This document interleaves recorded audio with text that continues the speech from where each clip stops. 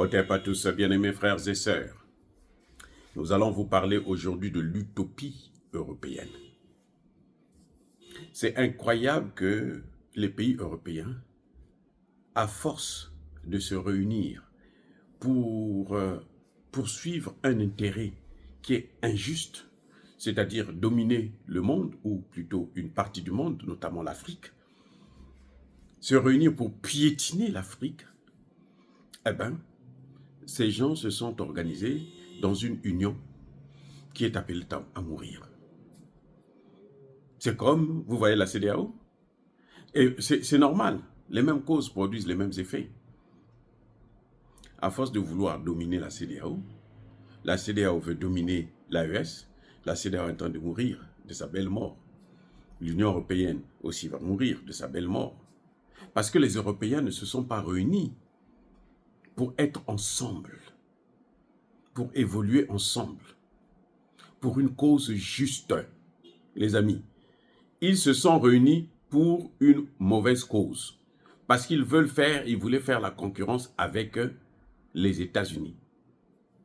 L'utopie européenne, c'est ça. Ils voulaient faire la concurrence avec les États-Unis d'Amérique. Car s'ils voulaient être puissants comme les États-Unis et maintenant combattre les États-Unis.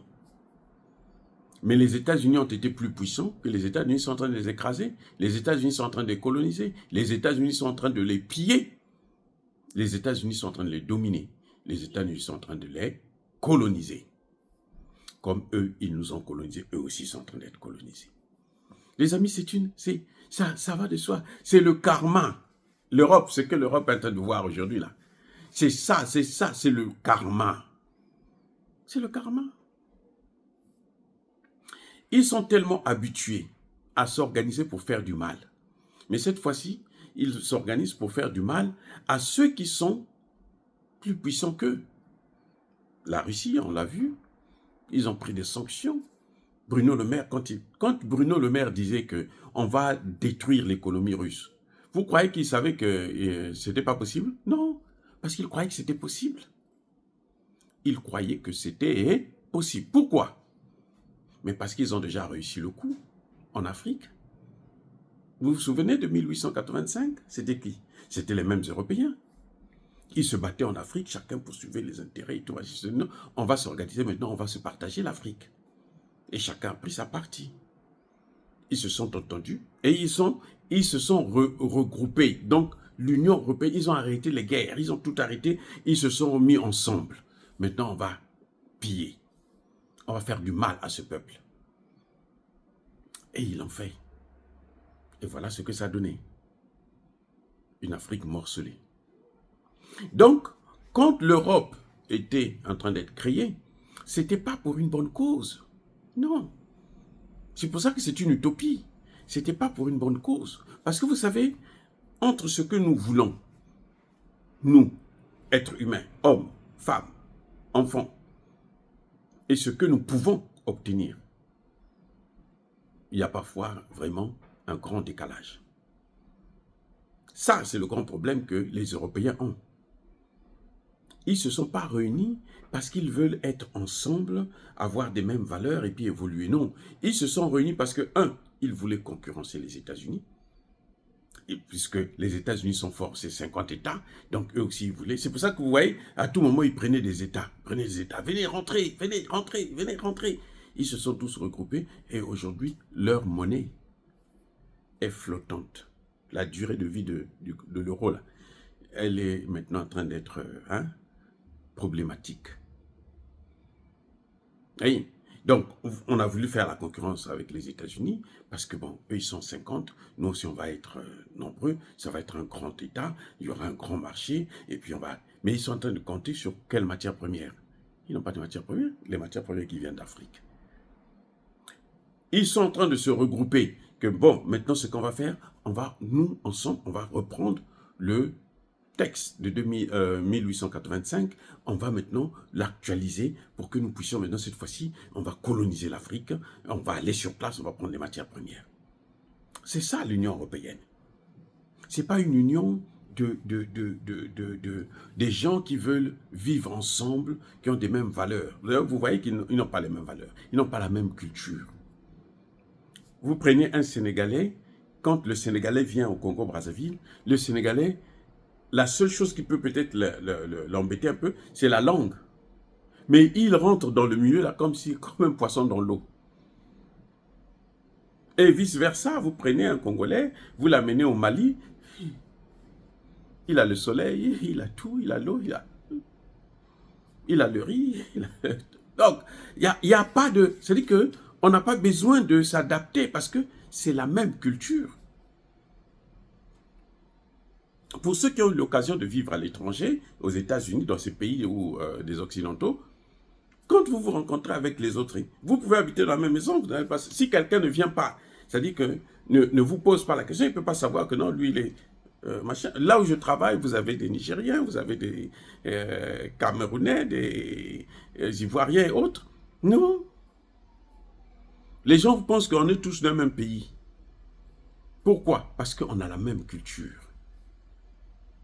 C'est-à-dire que s'il y a quelques différences, ce sont des différences minables, hein, qu'on peut tout de suite... mais on n'a pas de différence. La même culture. Ce sont les mêmes personnes. Ce sont les mêmes habitudes. Les Européens, c'est pas pareil. C'est pas pareil. Ils n'ont pas les mêmes. Et puis, ils sont tous gourmands. Ils sont tous gourmands. Donc, aujourd'hui, vous avez déjà... Bon, l'Angleterre est partie. Hein? Le Brexit, vous vous souvenez du Brexit? Il y avait l'Angleterre qui est partie. Maintenant, on parle du Frexit. C'est-à-dire la sortie de la France de l'Union européenne. Hier, il y avait peut-être 2 ou 3 Français qui croyaient en ça. Aujourd'hui, eh ben, le pourcentage là, il va bientôt atteindre 50% des Français qui demandent à ce qu'on puisse sortir de l'Union européenne. Au moment où je vous parle là, ça a commencé aussi en Allemagne.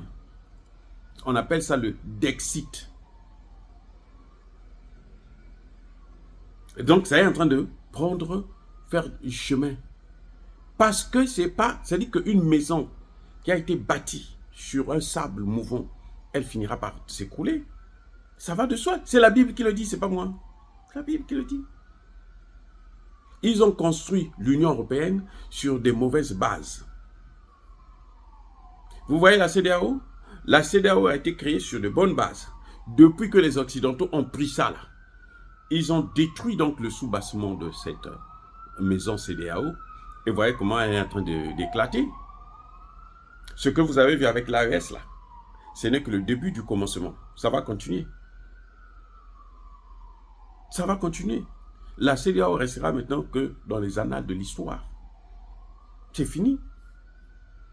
Les gens s'asseyent, ils disent on va créer une monnaie. Bon, il y a Emmanuel Macron qui vient, qui dit bon, la monnaie là, on va l'appeler un grand, voilà comment elle va se faire, voilà comment... Oh. Mais Emmanuel Macron est devenu africain depuis quand? On a entendu Emmanuel Macron dire carrément, je suis panafricaniste. Oui, on ne peut pas être panafricaniste si on n'est pas africain. Parce que dans panafricaniste, là, il y a africain. Donc, si tu n'es pas africain, tu ne peux pas être panafricaniste. Donc, quand Emmanuel Macron dit « je suis panafricaniste », mais c'est qu'il est fou. Ouais, il est dingue, complètement dingue. Et il a perdu la tête, complètement.